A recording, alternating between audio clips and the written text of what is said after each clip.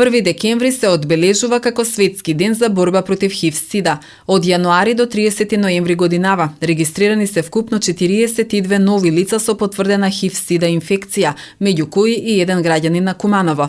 Според најновиот извештај на Институтот за јавно здравје, сите новодијагностицирани се од машки пол, додека според начинот на пренос, кај 37 лица инфекцијата се случила во рамките на популацијата на мажи што имаат сексуални односи со мажи, а 5 лица се изјасниле како хетеросексуалци.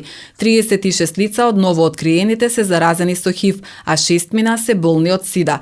Во земјава 4 лица починале од СИДА во 2021 година. Половина од новодијагностицираните ХИВ тестот го направиле во сервисите кои што нудат бесплатно и анонимно ХИВ тестирање и советување во невладините организации и во рамките на институциите.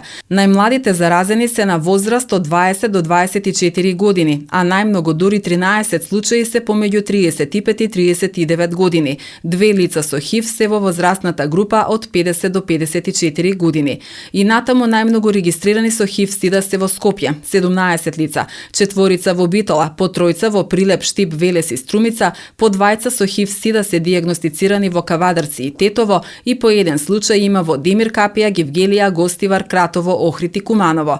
Темата на Светскиот ден за борба против СИДА за 2021 година е крај на нееднаквостите, крај на СИДАТа, ставајќи посебен фокус на контактите на луѓето кои се оставени. Возрастни и деца кои живеат со ХИВ во светот се 37 милиони и 700 илјади лица во 2020 година, а ново инфицирани со ХИВ се 1 милион и 500 илјади возрастни и деца. Надлежните посочуваат дека пациентите имаат постојана достапност на тимот кој дава медицинска и психосоцијална поддршка. Во услови на COVID-19 се остварува зачестена телефонска комуникација со пациентите, особено со оние кои неодамна се вклучиле во лекувањето. Оваа година поради пандемијата со COVID-19, целата програма се спроведува во вонредна состојба, која што директно влијае во обемот на работата што ја спроведуваат организациите, но сепак велат дека се постигнати значајни резултати.